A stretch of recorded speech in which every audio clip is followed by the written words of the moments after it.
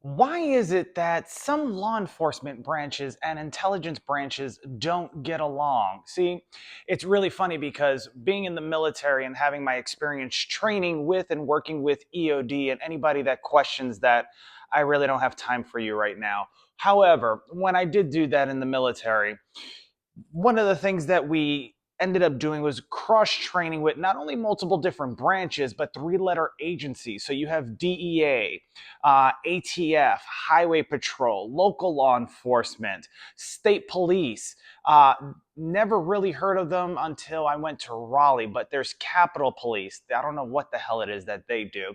Then you also have FBI, CIA, DEI or DIE or whatever it's called, whatever, and the list goes on and on. There are so many different branches, but the reason why they were coming through was because they needed to get taught on ammunitions and explosives, how people hide them, how people maneuver them, how people transport them, so on and so forth, how to disable some of them, so on and so forth. If they're hooked in a laptop, if they're hooked in somewhere else, what can an explosive look like? Can you hide it in a water bottle? Can you hide it in a laptop? Can you hide it in a suitcase? Can you hide it in a cell phone?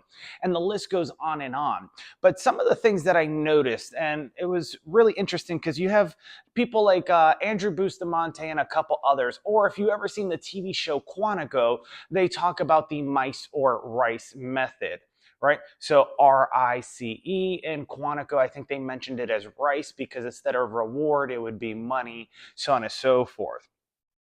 But I have a couple things here that I wanted to list out for you guys because, well, this is one of the reasons why things like 9/11 actually happened. See, the different services and the different areas or branches, whatever you want to call them, did not trust each other. Instead, they screwed each other over. They would pull pranks on one another. They would send their other people to the hospital. They would do a bunch of other things instead of actually taking the information for what it was, investigating it further, and doing something with it because everybody thought that they were the best of the best, as they say in Men in Black, right? But it was one of those things where it got pretty annoying. So, I mean, think about it. I mean, leaks in service due to the Rice method.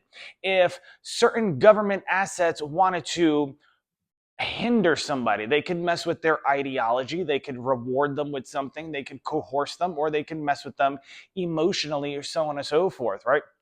And they could compromise them, right? They could bring someone else in to have a fake relationship with them. They could bring somebody else in, or better yet, they could use their own family members against them, so on and so forth. Make sure that they turn against the world and then mold them into the character or the individual that they want them to become because, well, they're using them like a chess piece on a chess board. And if you don't understand that, I'll get into that a little bit later in other videos, but let's break it down, right? Because people can always be coerced.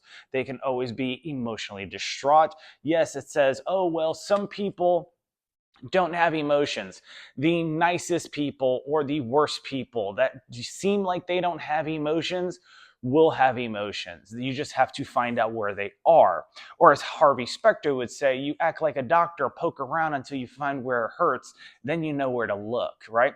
They have ideologies. What type of God, what type of religion do they believe in? Are they Christian? Are they Islam? Are they Buddhist? Are they Hindu? Are they Judaism? Are they Jewish? So on and so forth, right? Do they believe in Judaism? Etc. And then they use that to manipulate them, right? And I've seen this happen in places like North Carolina. I've seen this happen a little bit in California when it comes to the reward part, whether the reward was sex or money, so on and so forth. Whereas in other areas, people would get compromised in other ways. I mean, when I was in the military, there was an officer, I forgot exactly how he got busted, but I'm pretty sure it was reward. He was stealing rocket launchers, AT-4s, writing them off as expendable, meaning that they used them and then selling them on the black market, i.e., for a reward. Eventually, he got caught, and I've been sharing this story with several other people, especially other people that were in service with me, because it's not only a factual story, but it's something that people need to understand. Then, of course, there's the lack of trust due to loose lips. Now, we had a saying that loose lips gets tips. What does that mean? Well, 9 times out of 10, if you knew the pretty bartender at the local dive bar or at the local restaurant or bar in the area, you knew that she could pretty much woo her way with any customer that was in there because, well, they normally had a lot of people around them, hitting on them, etc. So if you ever studied Eric von Markovic's the mystery method, right? You would call, strippers or bartenders or so on and so forth hired guns, and we just adopted that, right? So we would hire these hired guns, we would tip them well, so on and so forth, and we would get information from them, etc.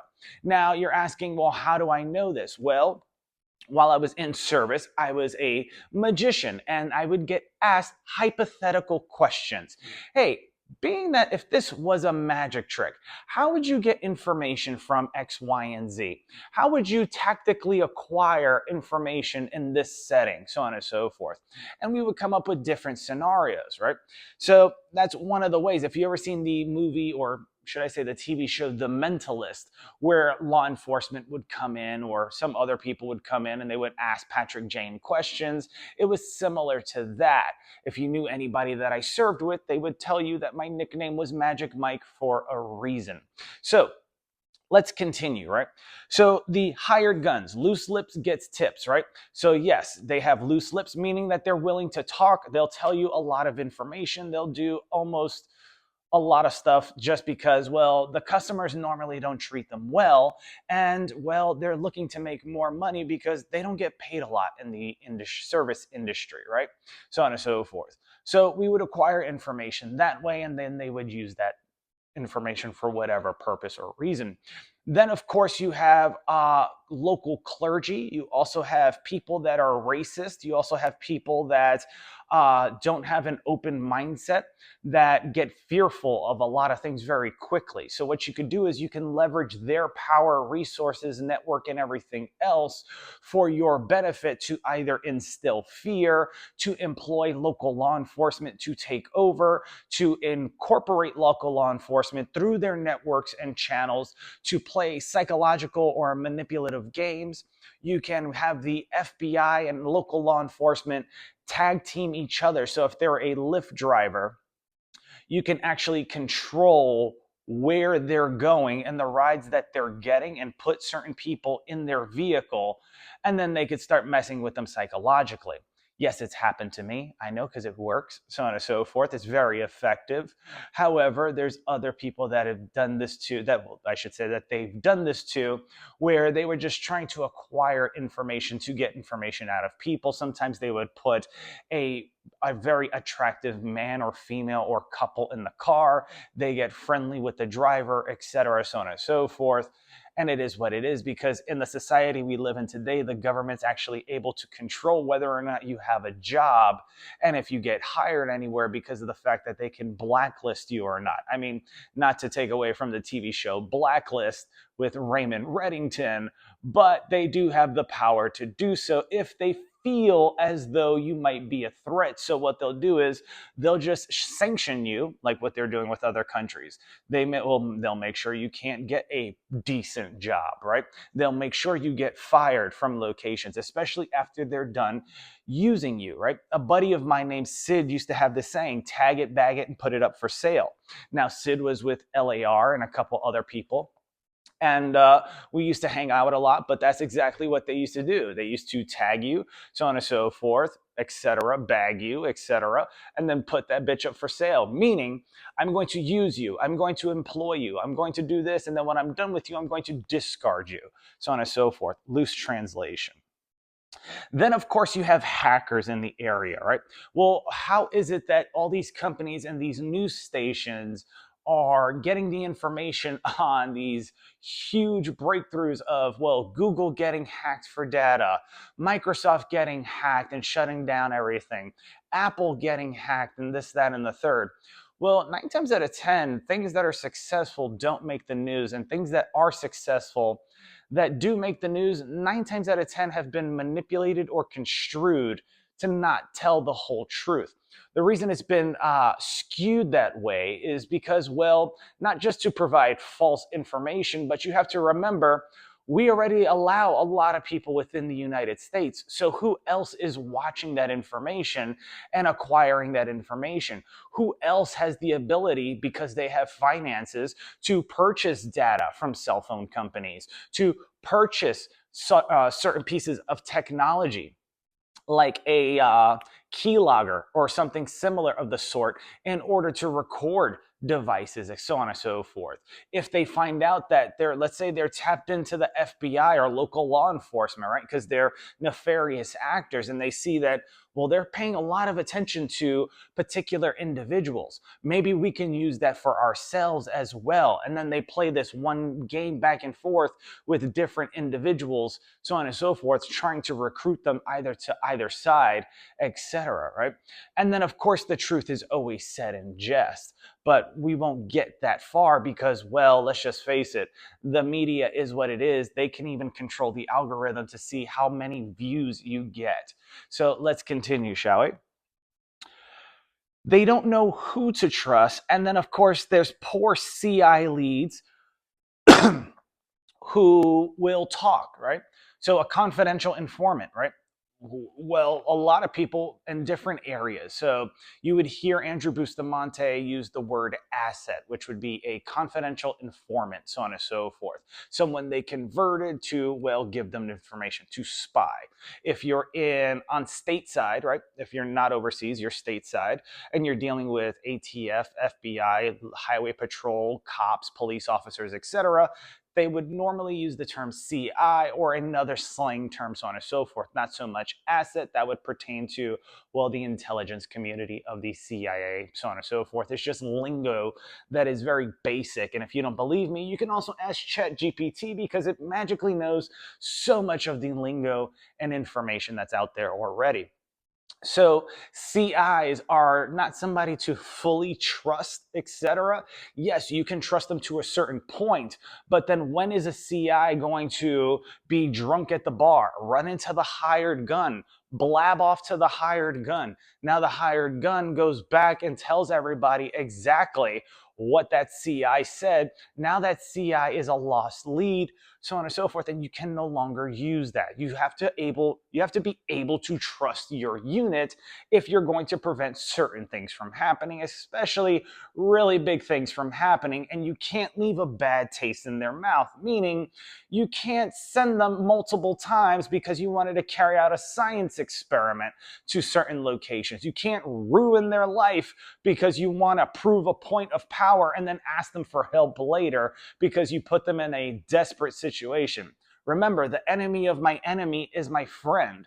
And the only thing you're doing is creating other allies, so on and so forth, that are going to go against you if you have that mindset or if you pick that type of game theory within strategy, right?